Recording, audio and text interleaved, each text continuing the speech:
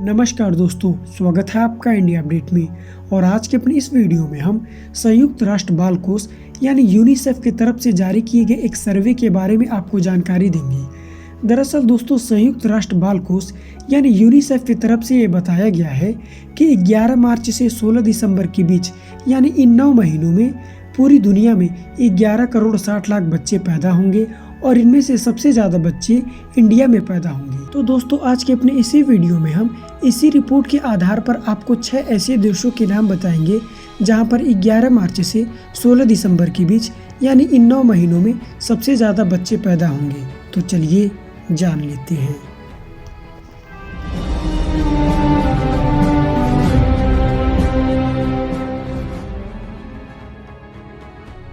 सबसे पहले दोस्तों, संयुक्त राष्ट्र बाल कोष यानी यूनिसेफ की स्थापना का आरंभिक उद्देश्य द्वितीय विश्व युद्ध में नष्ट हुए राष्ट्रों के बच्चों को खाना और स्वास्थ्य सेवाओं को उपलब्ध करवाना था और इसकी स्थापना संयुक्त राष्ट्र की महासभा ने 11 दिसंबर 1949 को किया था और 1953 में यूनिसेफ संयुक्त राष्ट्र का स्थायी सदस्य बन गया और इसका हेडक्वार्टर आपको मिलेगा अमेरिका के न्यूयॉर्क सिटी में और वर्तमान में इसके 191 कंट्री सदस्य हैं।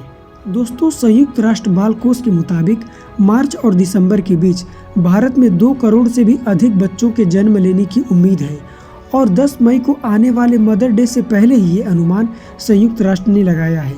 दरअसल दोस्तों, संयुक्त राष्ट्र की माने तो मार्च से लेकर दिसंबर तक यानी महज 9 महीने में 2 करोड़ की जनसंख्या भारत में शामिल होगी, जो चिंताजनक है। और इससे भी चिंता करने वाली बात यह है कि नवजात बच्चों पर कोरोना वायरस का डायरेक्टली या फिर इनडायरेक्टली असर देखने को मिल सकता है।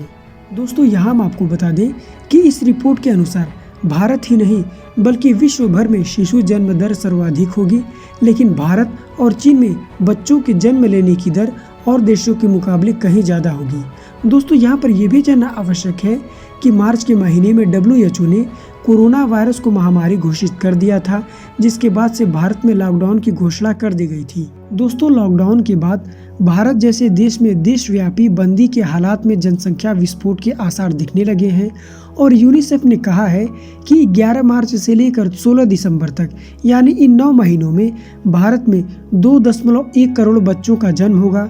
दोस्तों, यूनिसेफ के हवाले से बुरी खबर ये है कि इस दौरान जन्म लेने वाले बच्चों और उनकी माताओं को स्वास्थ्य संबंधी परेशानियों का लंबे समय तक सामना भी करना पड़ सकता है। दोस्तों, यूनिसेफ ने बुधवार को इस बात की भी जानकारी दी कि कोविड-19 महामारी के बीच पूरी दुनिया में 11 करोड़ 60 लाख बच्चे पैदा होंगे। दोस्तों, यहाँ पर खास बात यह है कि जनसंख्या विस्फोट की त्रासदी से पहले से ही जूझ रहे भारत के लिए सबसे अधिक दिक्कत ये है कि इस महामारी के दौरान में भारत में सबसे अधिक बच्चे पैदा होंगे और ऐसे में भारत में स्थापित चिकित्सा व्यवस्था की जिम्मेदारी भी बन जाती है। वहीं दोस्तों, भारत के बाद दूसरे नंबर पर चीन है, जहां करीब 1 करोड़ 35 लाख बच्चे इस बंदी के दौरान पैदा होंगे। दोस्तों, संयुक्त राष्ट्र के मुताबिक 11 मार्च से 16 दिसंबर के बीच यानी इन 9 महीनों में भारत में 2.1 करोड़ जबकि चीन में 1.35 करोड़ बच्चे जन्म लेंगे।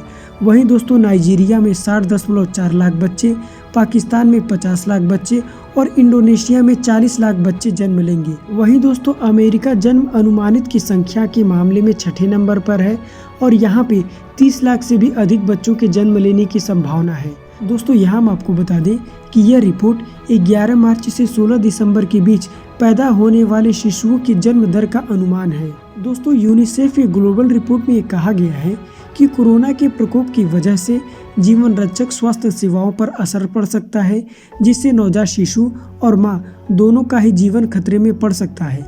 दोस्तों, यूनिसेफ के मुताबिक गर्भवती महिलाएं कोरोना से ज़्यादा प्रभावित नहीं हैं, मगर तमाम देशों को डिलीवरी से पहले और उसके बाद की स्वास्थ्य सुविधाओं पर ध्यान देने की ज़रूरत है। हालांकि अभी भी इस बात की पुष्टि नहीं हुई है कि प्रेगनेंसी के दौरान या डिलीवरी के समय मां से नवजात के संक्रमण का खतरा है या नहीं। ऐसे में यूनिसेफ ने गर्भवती महिलाओं को सावधानी बरतने की हिदायत दी है। वहीं दोस्तों, WHO के आंकड़े बताते हैं कि कोरोना वायरस के प्रकोप न होने के बावजूद भी 20.8 लाख गर्भवती महिलाएं और बच्चों की मौत हो जाती है। दोस्तों, यूनिसेफ ने कहा है कि सभी देशों को नवजात शिशु और गर्भवती महिलाओं के लिए विशेष इंतजाम करने की आवश्यकता है।